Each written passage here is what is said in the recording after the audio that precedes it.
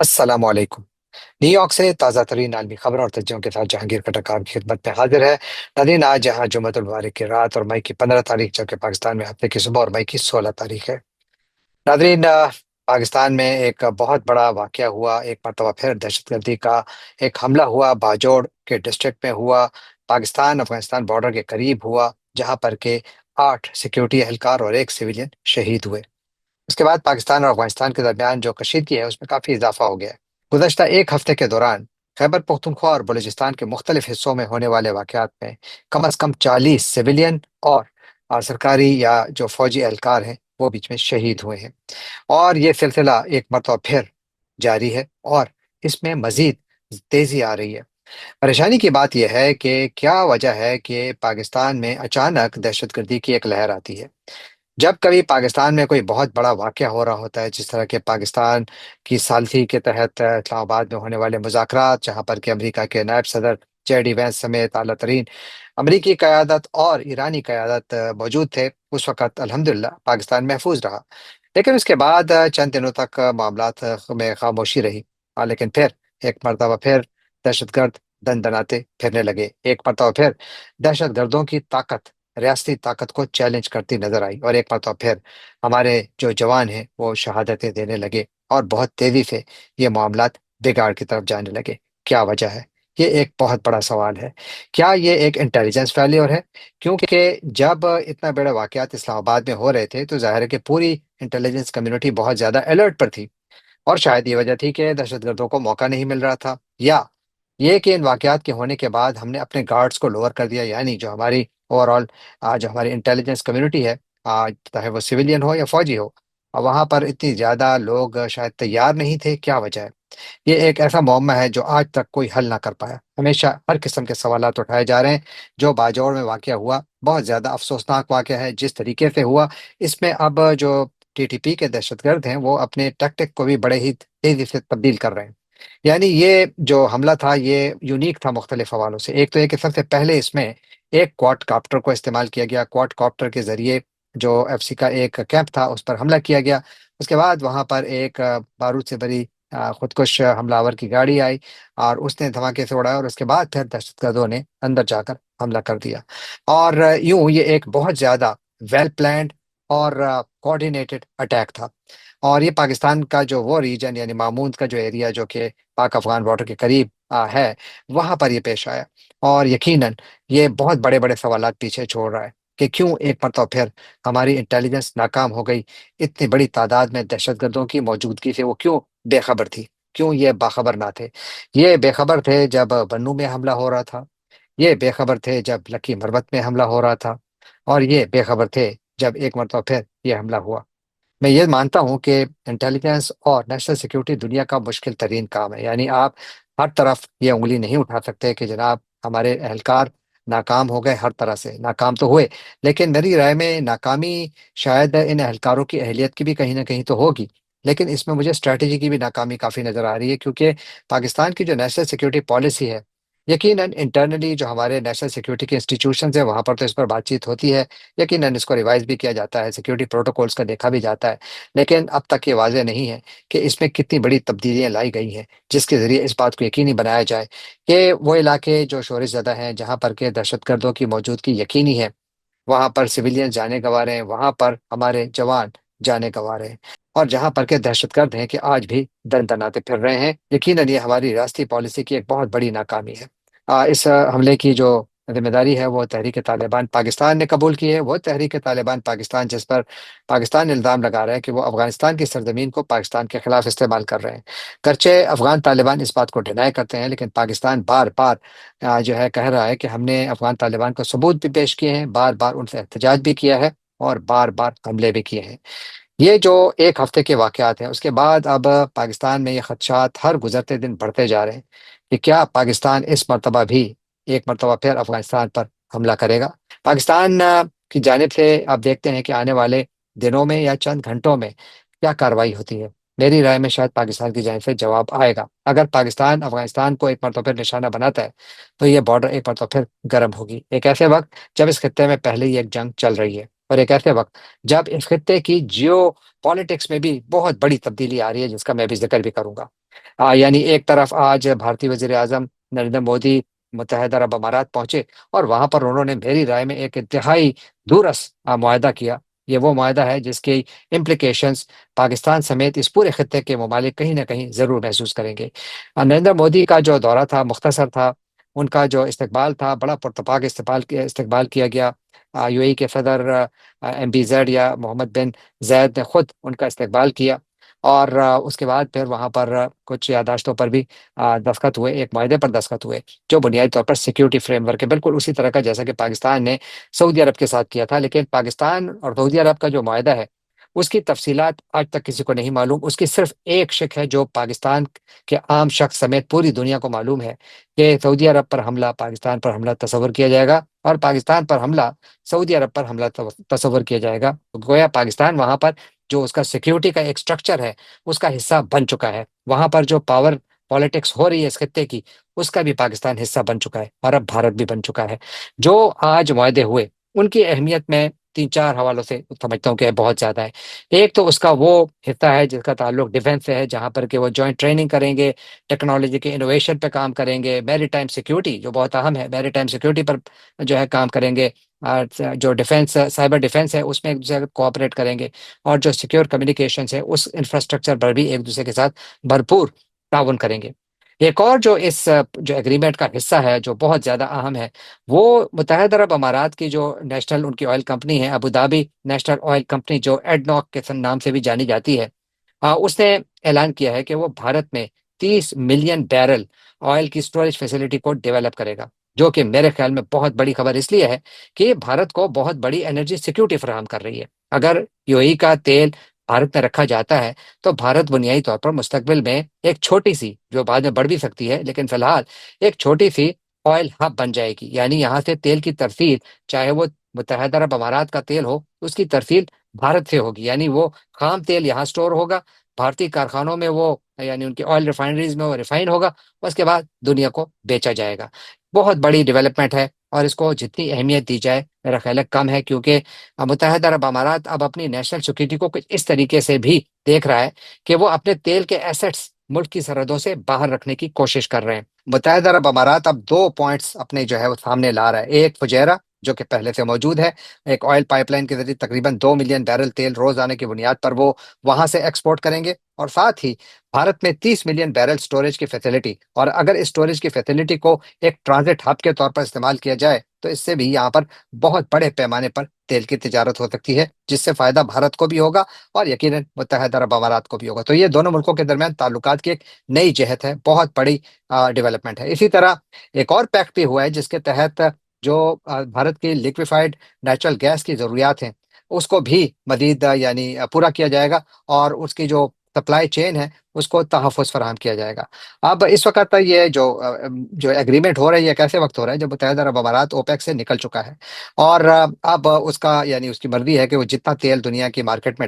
ڈال سکتا ہے، اس پر کوئی پابندی نہیں ہے۔ اور اس دوران میں جب وہ بھارت کے ساتھ یہ الائنمنٹ کر رہا ہے جس میں کہ ڈیفنس اور اکنامک الائنمنٹ نظر آ رہی ہے، تو یقیناً اس سے متحدہ عرب امارات اپنی ایک نئی پوزیشننگ کر رہا ہے جہاں پر وہ اسرائیل کا قریب ترین ساتھی ہے۔ اب نریندر مودی کا وہاں جانا اب آپ کو ایک 4 ملکوں کا اتحاد بنتا نظر آ رہا ہے، جہاں پر کہ بھارت، متحدہ عرب امارات، اسرائیل اور امریکہ ایک طرف ہیں، جبکہ دوسری جانب اس وقت سعودی عرب اور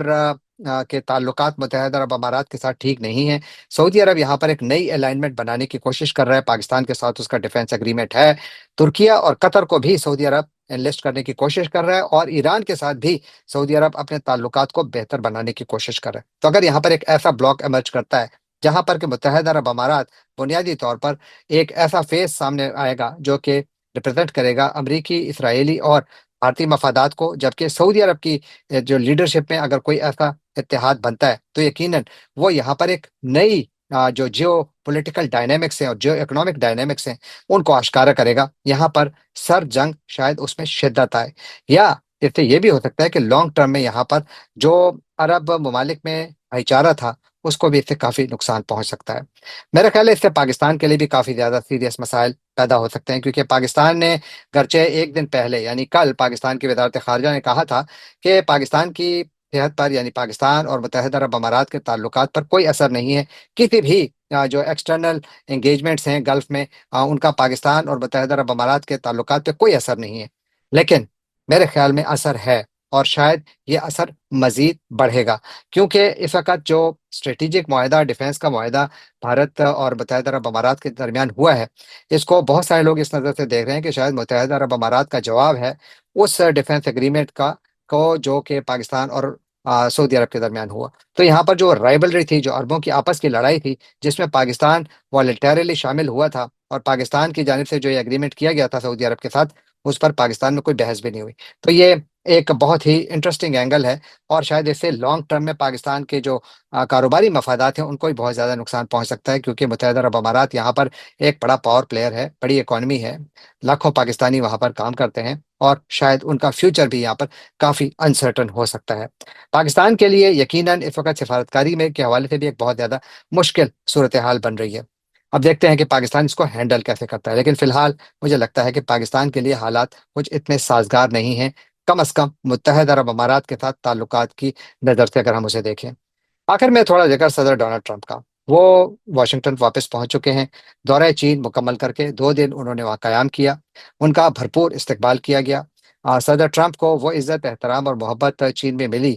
کہ جن کو انہوں نے کافی انجوائے کیا۔ جتنے بھی ویژولز آئے ہیں، ویڈیوز آئے ہیں، تو اس میں لگتا ہے کہ صدر ٹرمپ بہت زیادہ خوش تھے، اور ان کے جہاں بھی اسٹیٹمنٹس آئیں تو وہ صدر شی جن پنگ کی بھی سے بھی بہت زیادہ خوش تھے، ان کی بڑی زیادہ انہوں نے بے تحاشا تعریفیں کی۔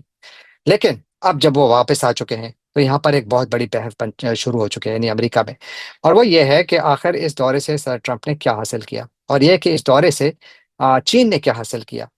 کیونکہ یہاں پر نہ تو کوئی معاہدے کا اعلان ہوا، نہ کسی تجارتی معاہدے کا اعلان ہوا، نہ کوئی ایسا اعلان ہوا جس کے تحت دونوں ملکوں کے درمیان کسی بھی یادداشت پر عمل یعنی دستخط ہوئے ہوں، جس کا مقصد عالمی امن کو مزید مضبوط بنانا ہو۔ ہاں، ایک چیز ہے کہ دونوں کے درمیان جو تعلقات میں سرد مہری تھی، وہ اس وزٹ کے نتیجے میں کم از کم فی الحال ختم ہو چکی ہے۔ لیکن میں اس دورے کا جائزہ امریکی اور چینی پرسپیکٹو سے لینا چاہتا ہوں کہ اس سے امریکہ نے کیا حاصل کیا اور چین نے کیا حاصل کیا۔ دیکھیے، امریکہ نے جو اس دورے سے حاصل کیا وہ تو یہ کہ اوور آل وقتی طور پر چین کے ساتھ امریکہ کے تعلقات میں کچھ بہتری آئی ہے۔ دوسرا، ٹرمپ نے یہ اندیا دیا ہے کہ ان کو چائنیز حکومت نے یہ بڑی براڈ انڈیکیشن دی ہیں کہ وہ کم 200 بوئنگ طیارے خریدیں گے، اور ساتھ ہی امریکی سویا بین بھی خریدیں گے۔ یہاں بہت سارے لوگ اس بات سے اچھے خاصے ڈس اپوائنٹڈ بھی ہیں، کیونکہ ان کا خیال ہے کہ اگر چین امریکہ سے 200 بوئنگ خریدتا ہے تو یہ کافی نہیں ہے۔ ان کو اس بات کی امید تھی کہ شاید چین اس سے کئی زیادہ طیارے خریدے، جس سے کہ امریکی اکانومی کو فائدہ ہونا تھا، لیکن ایسا نہ ہوا، بلکہ اس کا باضابطہ اعلان تک نہ ہوا۔ دوسرا، امریکی کمپنیوں کے لیے جو چینی مارکیٹ ہے، اس کو کھولا جانا، یہ بھی ایک بہت بڑی کوشش تھی۔ صدر ٹرمپ اپنے ساتھ بہت سارے CEOs کو لے گئے تھے، یعنی بہت بڑی بڑی کمپنیوں کے جو مالکان ہیں ان کو ساتھ اپنے لے گئے تھے، کیونکہ خیال یہ تھا کہ یہاں پر بہت بڑے بڑے سودے ہوں گے۔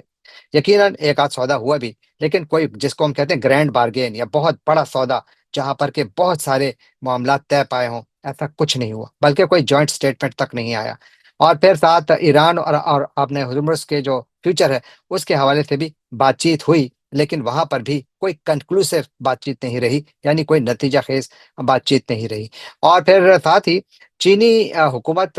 جو ہے اس نے جو چپس ہیں اور جو سیمی کنڈکٹرز اور دوسرے چپ، مائکرو چپس جو ہیں، ان کی تجارت اور نایاب معدنیات جیسے جو بڑے مسائل ہیں امریکہ اور چین کے درمیان، جو کہ حل طلب ہیں، یعنی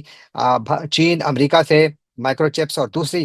جو چپس ہیں وہ خریدنا چاہتا ہے، جن پر کہ امریکہ نے پابندی لگائی ہے، جیسے H200 جو کہ انویڈیا کمپنی بناتی ہے، اس پر امریکہ نے پابندی لگا رکھی ہے۔ اس طرح چین نے جو ریئر ارتھ منرلز ہیں ان پر امریکہ پر بیچنے پر بھی پابندی لگائی ہوئی ہے۔ تو خیال تھا کہ اس سلسلے میں بھی کوئی پروگرس ہوگی، شاید تھوڑی بہت پروگرس ہوئی ہے، اس قسم کی اطلاعات ہیں، لیکن اگین کوئی معاہدہ سامنے نہیں آیا۔ تو یہ وہ 5 نکات تھے جو کہ امریکہ کے پوائنٹ آف ویو سے وہاں پر کچھ پروگرس ہوئی، یعنی بات چیت ٹوٹی نہیں، لیکن بات چیت کے نتیجے میں کوئی ایگریمنٹ بھی سامنے نہیں آیا۔ جبکہ چین کے نقطہ نظر سے بھی کچھ 5 بڑے انٹرسٹنگ پوائنٹس ہیں۔ ایک تو ہے کہ شی جی پنگ نے چین کو امریکہ کے برابر عالمی قوت کے طور پر دنیا کے سامنے پیش کیا، جو میرے خیال میں بہت بڑی بات ہے۔ یہاں پر کچھ ایسا لگ رہا تھا کہ شاید وہ صدر ٹرمپ کو ایک سیلز مین کے طور پر ٹریٹ کر رہے تھے، اپنے ساتھ ایک ایکول کے طور پر ٹریٹ کر رہے تھے، لیکن اس سے زیادہ ان کو وہ حیثیت نہیں دی گئی جو کہ جنرلی ایکسپیکٹ کیا جاتا تھا، کیونکہ چین کے مقابلے میں امریکہ بہت بڑی معیشت بھی ہے،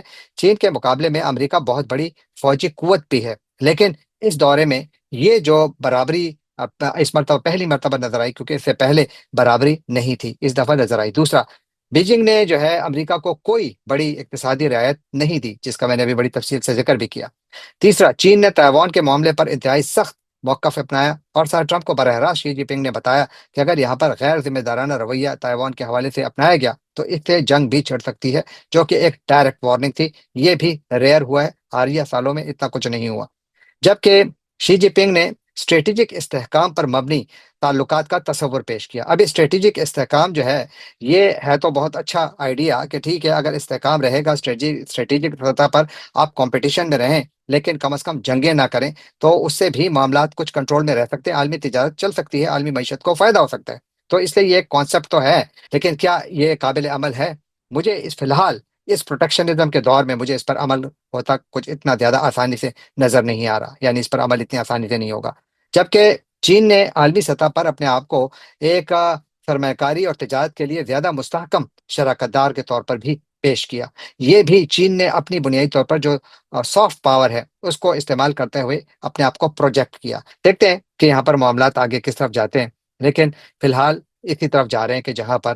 لگتا ہے کہ سر ٹرمپ اس دورے سے کچھ بہت بڑا فائدہ نہ اٹھا سکے۔ آخر میں تھوڑا سا ذکر میں افغان طالبان اور روس کا کرنا چاہتا ہوں۔ دیکھیے، روس اور افغانستان کے درمیان تعلقات میں بہت تیزی سے بہتری آ رہی ہے، اور آج جو روس کے سلامتی کونسل کے جو سیکٹری ہیں سرگئی شوئیگو، ان کا ایک بہت اہم بیان سامنے آیا ہے، جس میں وہ کہتے ہیں کہ روس افغان طالبان کے ساتھ عملی اور مکمل تعلقات کی تعمیر چاہتا ہے، اور اس کو انہوں نے باقاعدہ اعلان کیا۔ ان کا یہ بھی کہنا ہے کہ ولادیمیر پوٹن افغان طالبان کی دہشت گردی کے خلاف جنگ میں جو ہے وہ افغان طالبان کو روس کا ایک اتحادی سمجھتے ہیں۔ روسی سلامتی کونسل کے سیکرٹری کے یہ بیانات کرغزستان میں روس اور چین کی قیادت میں ہونے والے شنگھائی تعاون کے اجلاس کے دوران سامنے آئے، جو میرے خیال میں بہت اہم ہے۔ اور پھر روس کا یہ بھی کہنا ہے کہ اس وقت افغان سرزمین پر 20 سے زائد گروہ اور 23,000 سے زیادہ جنگجو موجود ہیں۔ پاکستان بھی یہی کہہ رہے ہیں، جنگجو موجود ہیں جو پاکستان میں دہشت گردی کر رہے ہیں، اور اس خطے کے ممالک میں بھی یہ خوف خدشہ موجود ہے۔ روس کا یہ بھی کہنا ہے کہ افغانستان میں جتنی تباہی ہوئی ہے جنگوں کے نتیجے میں، اسپیشلی جو لاسٹ جنگ امریکہ نے لڑی، تو اب امریکہ کی ذمہ داری ہے کہ وہ وہاں پر تعمیر نو میں بھی انویسٹمنٹ کرے، اور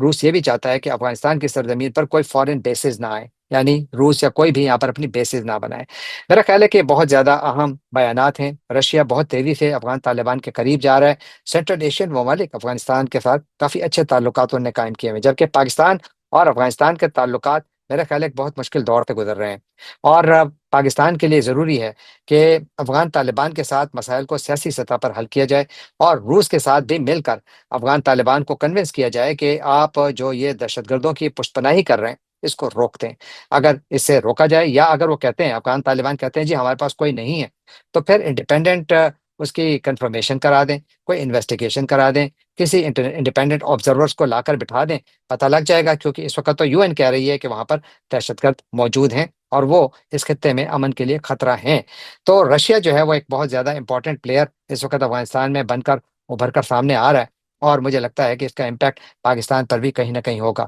رشیا اچھی پوزیشن میں ہے، کیونکہ جتنا جتنا وہ افغان طالبان کے قریب جا رہے ہیں تو اتنا اتنا ان کا یہاں پر لیوریج بھی بڑھ رہا ہے۔ روس کے جو سفیر ہیں ان کا بھی میں نے کل ایک بیان شامل کیا تھا، جس میں انہوں نے کہا تھا کہ روس چاہتا ہے کہ وہ افغان طالبان اور پاکستان کے درمیان ثالثی کا کردار ادا کرے، جو ایک بہت اچھی بات ہے۔ تو اگر روس اور افغان طالبان قریب آ رہے ہیں تو مجھے لگتا ہے کہ اس سے ایک فائدہ یہ ضرور ہو سکتا ہے، اگر روس وہ کردار ادا کرے کہ جس کے تحت دونوں ملکوں کو قریب لایا جا سکے اور کانفیڈنس بلڈنگ میجرز کو سامنے لائے، تاکہ معاملات کو بہتری کی طرف لے جایا جائے۔ کیا ایسا ممکن ہے؟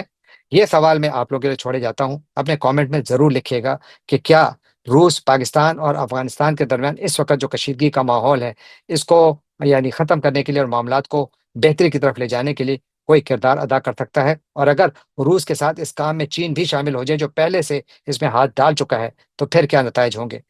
یہ جواب آپ لکھیے گا۔ جانے سے پہلے آپ سے ایک بار تو پھر درخواست کہ آپ ہمارے چینل کو سبسکرائب کیجیے، لائک کیجیے، شیئر کیجیے، کامنٹ کیجیے، اور بیل آئیکن کو کلک کرنا نہ بھولیے گا۔ آپ کا بہت بہت شکریہ۔